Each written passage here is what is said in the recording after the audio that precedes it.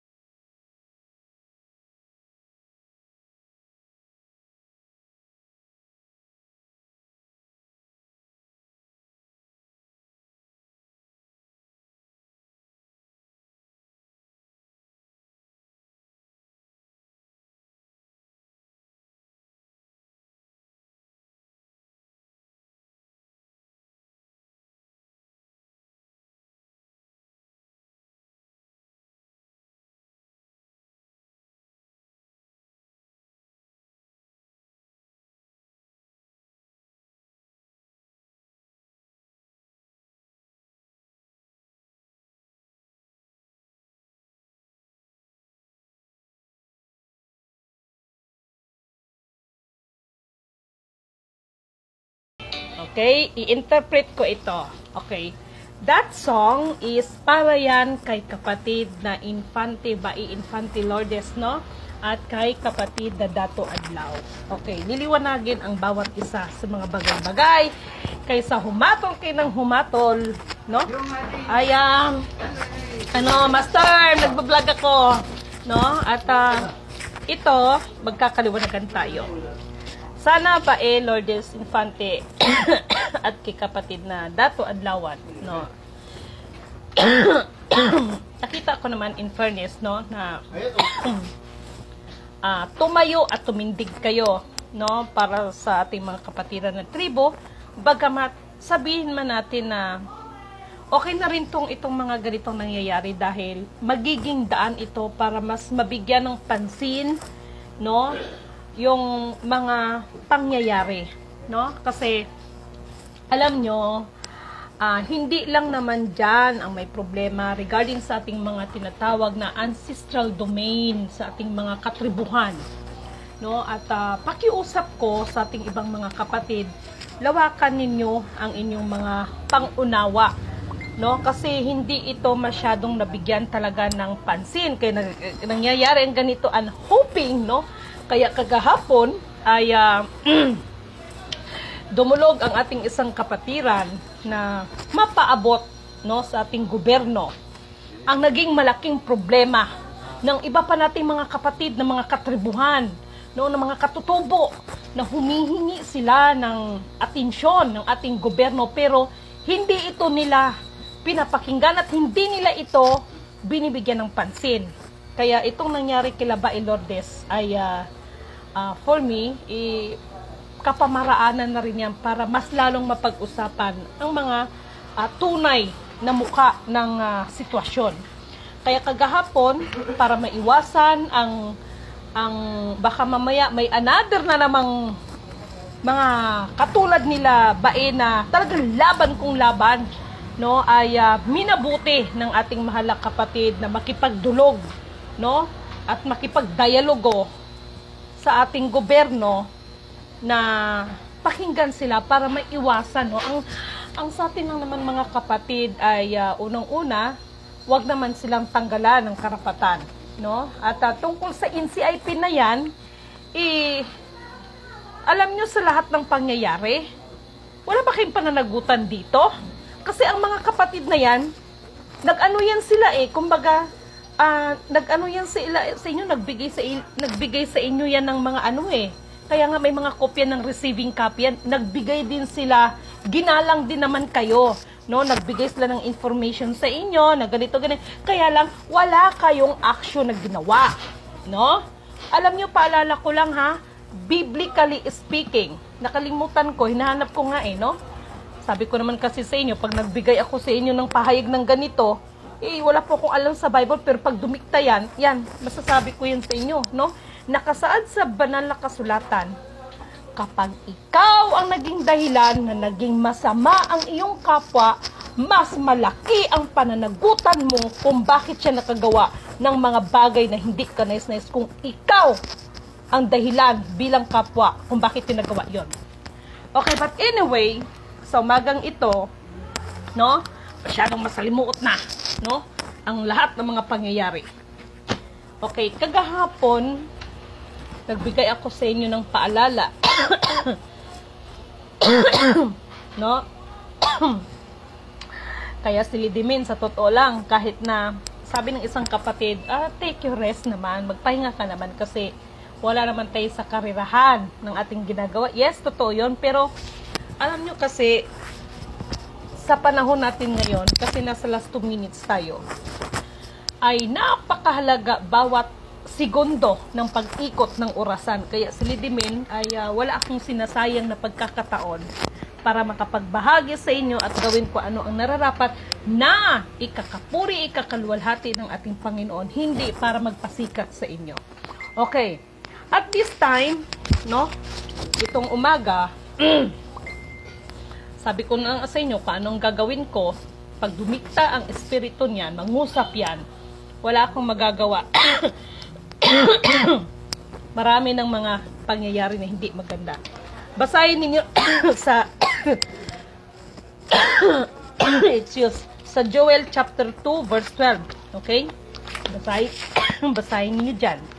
Dali lang ha. Alam nyo, itong ubo ko, kaya meron akong naisip, no? Basahin natin sa Joel chapter 2 verse 12. Okay? Bago pa mahuli ang lahat. At ito'y may pamagat na okay. Panawagan upang magsisi. Ayan. Ito'y may pamagat na panawagan upang magsisi. Basahin ito, ha? Okay. Gayon man, sabi ni Yahweh, mataimtim kayong magsisi at manumbalik sa akin. Mag-ayuno kayo, manangis at magdalamhati. Magsisi kayo ng taos sa puso at hindi pakitang tao lamang. Maraming ganyan. Magbalik loob kayo kay Yahweh na inyong Diyos. Siya'y mahabagin at mapagmahal, hindi madaling magalit at wagas ang pag-ibig. No? Laging handang magpatawad, no? At hindi nagparusa sa nagsisisi. Maaring lingapin kayong muli ni Yahweh na inyong Diyos at bigyan kayo ng masaganang ani. Alam nyo, nakakalungkot dahil may nangyari ngayon sa Batangas, mga taga Batangas, no? Hindi nila alam kung saan galing ang baha, no? Ang lalaki ng troso. Ang lalaki ng troso, no? Ang rumaragasa, yung mga excuse. Naagudalbe.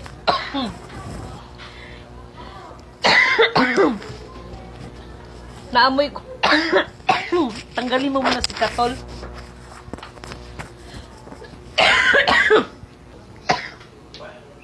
Excuse ha.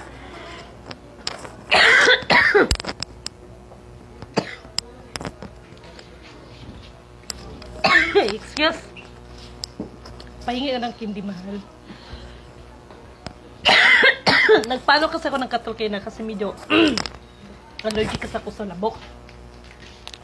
May phobia ako sa lamok dahil yan. Yan ay kinamatay ng aking lolo. Yung tungkol sa lamok na yan. So, may mga pangyayari ngayon dyan sa Batangas, no? Na kung saan rumaragasa ang tubig na hindi alam kung saan galing at ang mga truso ay naglabasan. Pinasok ang mga subdivision, no? Nakita nyo ba yan sa nakita nyo ba yan sa ano niyo sa YouTube, no? So, ito na yon, no? Lahat ng mga nangyari, no? Thank you. Ayan na. Kaya ang Diyos, wala siya ibang nais sa atin kundi makita niya magsisi tayo. Huwag kayong kukurap ha, kaya meron pa akong mahalagang ibabagi sa inyo. Okay, patuloy tayo sa number 14. Maaring lingapin kayong muli ni Yahweh na inyong Diyos. Okay? At bigyan kayo ng masaganang ani. Kung magkagayon, mahahandogan ninyo siya ng handog na pagkaing butil at alak. Okay. Napakaliwanag dito, di ba? Bakit ito? Joel chapter 2 verse 12, tama?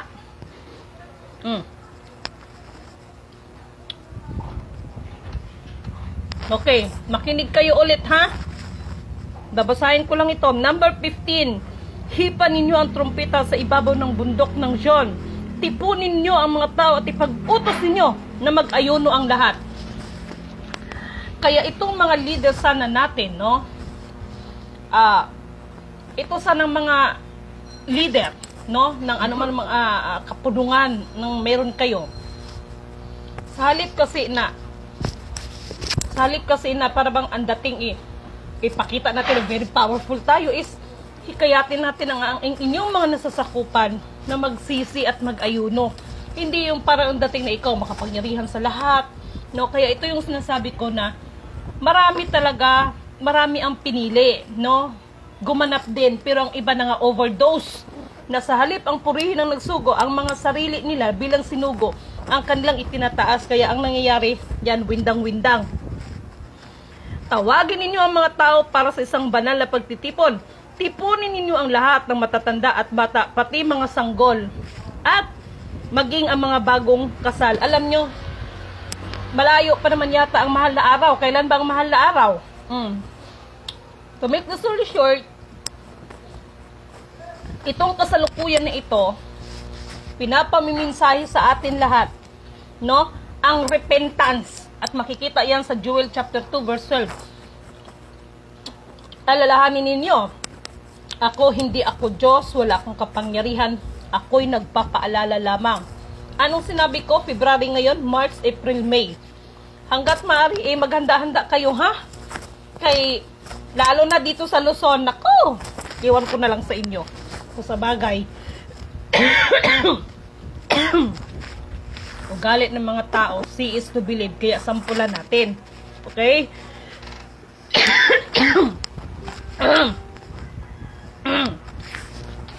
Grabe na to, ha?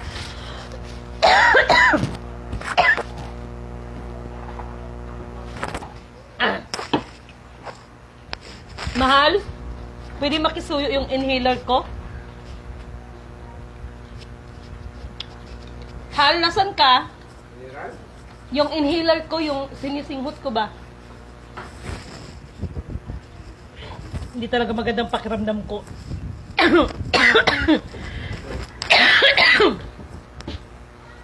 Ngayon pala eh. Thank you ulit nito, ha?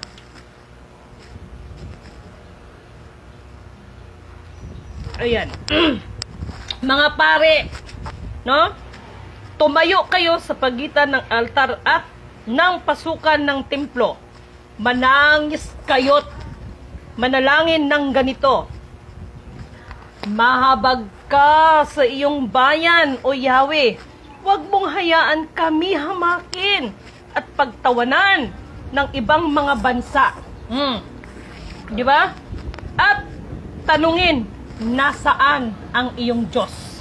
Kasi ang Pilipinas pa naman, kilala pa naman itong mga religyoso, in fairness, ha? Pero wag ka. Naturingan ng mga religyoso, pero maraming mga impacto, mga demonyeta. Naturingan yan, ha? Maliwanag ang sinabi dyan. To make the story short, fast forward, in the bottom line, mga mahal kong kapatid, nanawagan sa inyo ang ating Ama na mag-ayuno tayo. No? Yun lang naman ang gusto makita ng Diyos sa atin eh. Makita niya na sumusunod tayo katulad nito. Mga leader ng mga simbahan, ng ano man mga sikta kayo, bahala kayo kung mga sikta ninyo. Ang mahalaga, mag-ayuno tayo. No? Magsisi sa lahat ng mga kasalanan at bumalik tayo sa paanan ng Diyos. E paano yan? E marami naman nagsasabi na sila'y maka-Diyos. Alam nyo, ang tunay na maka-Diyos, no, bagamat walang perfecto sa atin, yun bang tipo na meron kang takot? Yung siraan mo lang kapwa mo na walang katotohanan. Isang napakalaking kasalanan yan. No? Yung magsaksi ka ng mga bagay na hindi mo naman nasaksihan, napakalaking makasalanan yan. No? So, itong lahat ng mga pangyayari sa atin, no? Maging silidimin, hindi ko in-excuse ang sarili ko. Kaya maging silidimin, kailangan din na kung ano pa man ang mga bagay na dapat pagsisihan, ipagsisihan. Wala namang mawawala kung pagsisihan natin ang mga bagay na yan. Ito, paalala lang ito sa atin, ha? Hindi ko nga alam kung na mayroon palang mababasa dyan sa Joel chapter 2 verse 12 eh. Diba? Okay. Alam nyo, maliwanag, no? Magsisi tayo sa ating mga kasalanan, mag-ayuno tayo, humingi tayo ng kapatawaran ng Diyos dahil alam nyo, sa totoo lang, ito nakakalungkot ito. But anyway, wag na lang, no? Wag na lang, in due respect to the other family. No? In due respect to the other family. Maliwanag ang mensahe ngayon, repentance, Joel chapter 2 verse 12. Kasi alam nyo ba yung sinabi ang hayag kagahapon na February, March, April, May, Nako, mga taga Luzon, magugulat kayo. Actually, yung sample dyan na nangyari ngayon sa Batangas, na biglang bumaha ng mga troso, pinasok yung mga subdivision. I-share ko sa inyo yung video nito, ha? Ay, nako. Sana na-share ng asawa ko sa akin kasi siya nakakita ko kanina. Isa lamang itong pinapakita sa atin na ang kapangyarihan ng Diyos ang kumikilos. Ang katulad ko, nagpaalala lang ako sa inyo, walang kapangyarihan si Lidimen. No? Pero, ngunit, subalit, datapat, meron akong babasahin sa inyo tungkol dyan sa mga bagay na yan. Kasi, pinagtatawanan nyo na naman ang 4 na elemento ng daigdig. Alam nyo, sa panahon ni Moises noon, binigyan siya ng authority, di ba? Para yung dagat sa pamamagitan ng baston ay mabiyak yung dagat. No? May kinalaman ito sa elemento ng tubig. Kasi tubig ang biniyak eh. Yung tungkol sa mga bagay na yan, given yan. Pero, ngunit, subalit, datapat, gamitin lang po natin yan. No? Gamitin lang natin yan kung mayroong basbas na gamitin yan para sa pambihirang pagkakataon. Hindi natin gagamitin ang 4 na elemento ng daigdig para tayo ay katakutan ng mga tao na powerful ka. Hindi ho ganon. Okay? Binasa ko yan sa inyo sa Ezekiel chapter 37. No? Para maunawaan ninyo. So, dito sa pangyayaring ito, marami pa rin talaga ang hindi naunawaan ng ibang mga bagay-bagay. Okay? Tinan nyo, nangudigo pa ako, oh. Sa Ezekiel. Ano ba yun? Okay.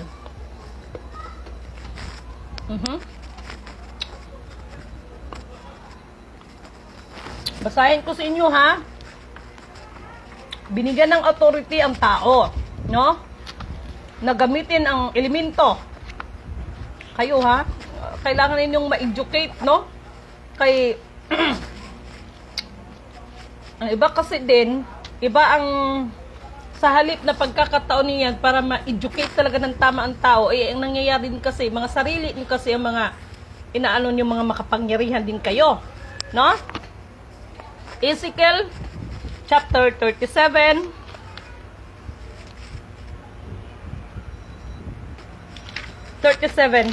Ezekiel chapter 37. Ito may kinalaman sa isa sa mga elemento ng daigdig, ha?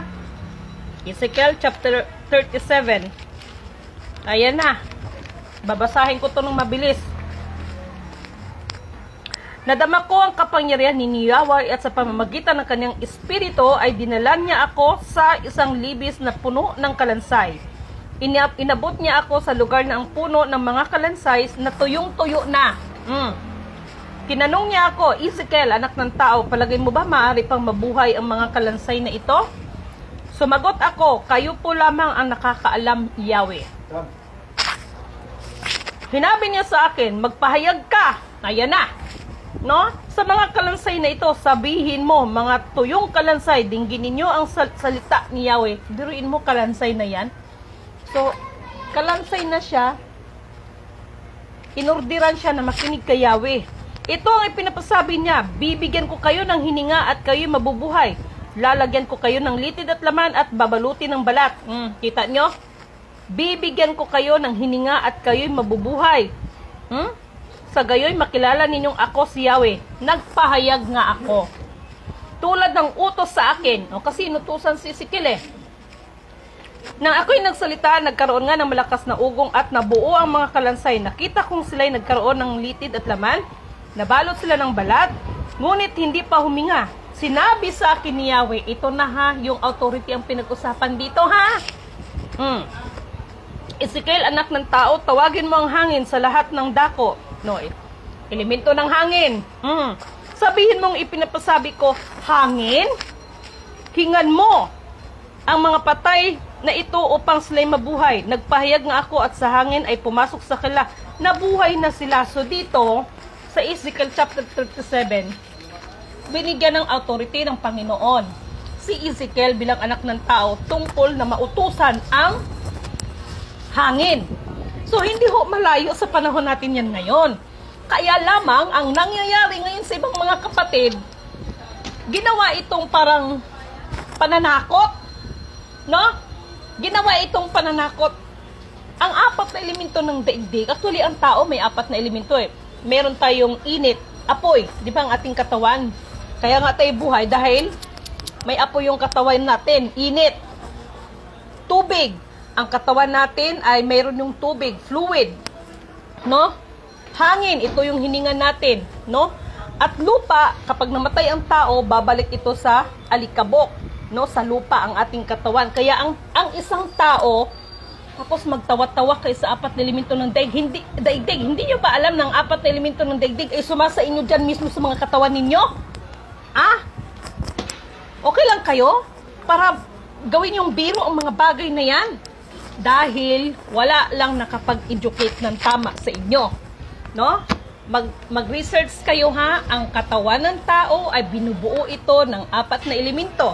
Mismo ang tao ha. Kaya tayo mainit, buhay tayo. Ayan, yan yung apoy sa ating katawan. Hangin, ito yung hininga. No, tubig. Ito yung katawan natin ay mayroon tong tubig, mayroon itong tinatawag na fluid ang ating mga katawan, no? At lupa, kaya ang tao pag namatay, bumabalik sa lupa, no? So yan po ang mga elements na nasa atin mismong katawan, no? Ang iba hindi alam yan. Kaya ito pinapaalala ko sa inyo. Okay. Dahil sa lahat ng kaganapan na maraming nagpakilala, actually kayo ng umaga, maagang-maaga pa, mayroon pong kausap. Hello kay Kuya Fernando Rialin, no? Ito naman ay may pamagat na ang paghahari ng pagpalaganap. Okay, basahin natin sa Micah chapter 5, verse 2 to 5. Tama ba itong binasa ko? Micah chapter 5. Hi, Diyos ko. In fairness ha, ayan, nangungudigo pa ako, 920. Oh. Kaya hindi ko man memorize, 920. Punta tayo ng 920. Micah chapter 5, verse 2 to 5. No? Ang paghahari ng tagapagpalaya. Paghahari ng tagapagpalaya. Sa panahon natin ngayon, sino kaya itong hari na ito? Kasi marami na naghari-harian. Marami na nagpakilalang mga, ay nako, ewan ko sa inyo. Okay, Micah chapter 5, verse 2 to 5. Dito tayo sa 5, sa 2. Sinabi ni Yahweh, ngunit ikaw, Bethlehem, Ephrata, bagamat pinakabaliit ka sa mga angkan ng Juda, ay magmumula sa iyong angkan ang isang mamumuno sa Israel. No? Kayo talaga. Ang kanyang pinagmulan ay buhat pa noong una. Purihin ang nagsugo, hindi ang mga sinugo. No? Ito yung maghahari sa atin, yung tinatawag na tagapagpalaya. No? Kaya sabi ko, ang katotohanan na magpapalaya sa atin at hindi ang kayamanan. Number 3, kaya nga ang bayan Yahweh ay ibibigyan niya sa kamay ng mga kaaway hanggang sa isisilang niya. Isisilang ng babae ang sanggol na mamumuno. Isisilang ng babae ang sanggol na mamumuno. Pagkatapos, ang mga Israelitang binihag ng ibang bansa ay kanyang ibabalik sa kanyang mga kababayan. Kaya marami kang naririnig ngayon na ang mga OFWs natin ay babalik sa atin. Sa anong paraan, sa anong kadahilanan, sa ano ang mayroon ka na magagawa mo yan. Dahil ba ikaw ay nagpakilalang Jesus Christ, ikaw sa infinito di Diyos, pag sure. No? Kaya nga, ang bayan ni Yahweh ay bibigay niya sa kamay ng mga kaaway hanggang sa isilang ng babae, ng sanggol, no? Na mamumuno. Pagkatapos, ang mga Israelitang binihag ng ibang bansa ay kanyang ibabalik sa kanyang mga kababayan. Pagdating ng pinunong yon, ito na, pamahalaan niya ang kanyang bayan sa pamamagitan ng kapangyarihan ni Yahweh, sapagkat taglay niya ang kadakilaan ng pangalan ni Yahweh na kanyang Diyos. Purihin ang nagsugo, hindi ang mga sinugo. Malinaw. Kaya huwag kayong allergic sa akin pag sinabi purihin ang nagsugo, hindi ang sinugo. Malinaw ho ang nakalagay dito, no? Malinaw po dito, no? Napakaliwanag. Pagdating ng kanyang bayan o pagdating ng pinunong yon, pamahalaan niya ang kanyang bayan sa pamamagitan ng kapangyarihan ni Yahweh, sapagkat taglay niya ang kadakilaan ng pangalan ni Yahweh na kanyang Diyos. At ang Israel ay mamumuhay na ligtas, sapagkat kilalanin ng buong daigdig ang haring iyon. At sa kanya ay magmumula ang kapayapaan. Titingalain ng buong mundo ang Pilipinas. Hello! Sa anong paraan? Kaninong busis na isang salita mo ay pakikinggan ka ng mga tao? Ano ang meron ka para pakinggan ka ng mga tao? Dahil ikaw si ganito, nagpakilala kang sa infinito Diyos, ikaw si Jesus Christ, ikaw si ganito, ganyan. Hello! Hindi ho ganon. Ano ang taglay mo para ikaw ay sundin ng mga tao na maging ang iba't ibang bansa na yan ay susunod sa'yo? No? Maliwanag ang sinasabi no? Maliwanag ang sinasabi dahil taglay mo na ang kapangyarihan ng Diyos ang dala-dala mo. Hindi yung ikaw si ganito, hindi ikaw si ganon. Pag sure. Napakaliwanag yan, kaya huwag kayong magagalit sa akin, ha? Huwag kayong magagalit sa akin dahil maliwanag, sikat ng araw dyan ang mensahe na yan. Ngayon, itong mga nagaganap tungkol katulad Bae Lourdes, no? Alam nyo ba na mayroon tong malaking epekto, no? May epekto ito doon sa iba, no? O, mga kapatid ng mga ibang mga mga ibang mga katutubo, mga tribo, no? Alam nyo, sa totoo lang, malaking dagok ito sa inyo, no? Kayo bang mga taga-NCIP ba? Kaya kung pinakinggan nyo lang sana sila at binigyan sila ng pansin at inupuan ko ng problema, hindi sana nagarating ng ganyan. Hindi ba kayo ang pwedeng ano ba talaga ang kapangyarihan ng mag-isa-isa daw tayo dito, be? Ano ba ang saklaw ng kapangyarihan ng NCIP? Be? Ano ba ang kanilang assignment? Ano ba ang kanilang nakatukan trabaho sa kanila? No? Kaya yan. At wag naman sana na another Bae Lourdes at another na naman ng mga ibang kapatiran na maghimagsik dahil ang gobyerno hindi nakikinig. At hindi rin naman ito problema at hindi rin naman ito kasalanan din ng presidente natin. Kaya nga may mga sangay para kayo ang magpaabot ng problema dyan sa baba. Dito pa lang sa mga mga channel na ito, kaya magkanya-kanya mampasipsip. Huwag din sisihin sa ating mahal na Pangulo ang mga pangyayari. Ang Pangulo, kaya nga mayroon tayong mga barangay, para kung ano man ang mga problema dyan sa dyan pa lang maayos. Marami ng problema ang gobyerno natin para dagdagan nyo pa.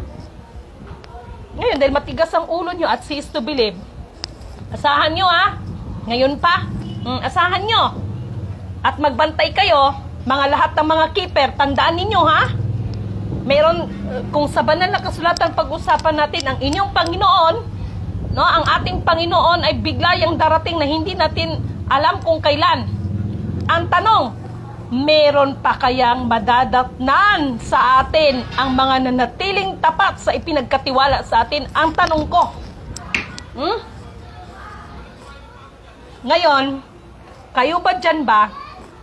Kung ayaw mo nyo magpapigil sa kaka-treasure, sige, mag-treasure kayo. Pero, ngunit, subalit datapat, kuidaw lang kuidaw lang. Kuidaw lang. Kaya yung katulad nila Bae Lourdes at saka kay Dato Adlaw, no? Pinaninindigan lang nila, no? Pinaninindigan lang nila ang karapatan at pinoprotektahan lang nila ang inang kalikasan. No? Tapos sasabihin ninyong peke, anong ikakapeke ng tao? Nag-ano ang tao sa inyo, nagsulat ang tao sa inyo, hindi niyo pinansin. No? Nag-ano naman ang tao sa inyo, may mga receiving copies naman ng mga yan No? at saka maliwanag pang sikat ng araw, expired na po kasi. O ayan, may nanindigan na isang bae at saka isang adlawan. Talagang expired na ang mga ano ng gobyerno natin. Pero sana man lang din, no? Kasi, ito prangkahan nga tayo. Prangkahan tayo. Alam nyo, hindi na dapat sana mag-away-away. Sana ba yung binahagi ko? Sana ba yung kaganina? Bukob kawikaan yun eh. Na ano kasi ako dahil sa ubo ko ba? No? Sana nagets nyo yung ibig kong sabihin. No? Okay, basahin nga natin sa John chapter 16 verse 7. Basahin nga natin, be. Kasi may tungkol ito, ha? Tapos, magsasalita kayo, mga spiritual kayo, tapos makalibak-libak kayo ng kapwa ninyo. Pag sure kayo dyan, o tingnan nyo sa isang group chat, o di, umalis ka? Eh, pag matamaan ka talaga nilidimin, daig nyo pang nga paso sa akin. Basahin natin dito sa John. Bakit walang nakalagay? Unang Juan. Sorry ha, hindi ko to na ano. Kasi kanina, sa totoo lang, grabe na talagang ubo ko. Kaya thank you so much, no, kapatid. O, tingnan nyo, oh. Inhaler po siya, no. Bigay sa akin ng kapatid. No? Pag inuubo ako, pag inatake ako, malaking bagay siya. Ayan. Ay, sos, Ginoo. Basahin nga natin sa Juan. Asa na ba yung Juan dito? Tingnan nyo.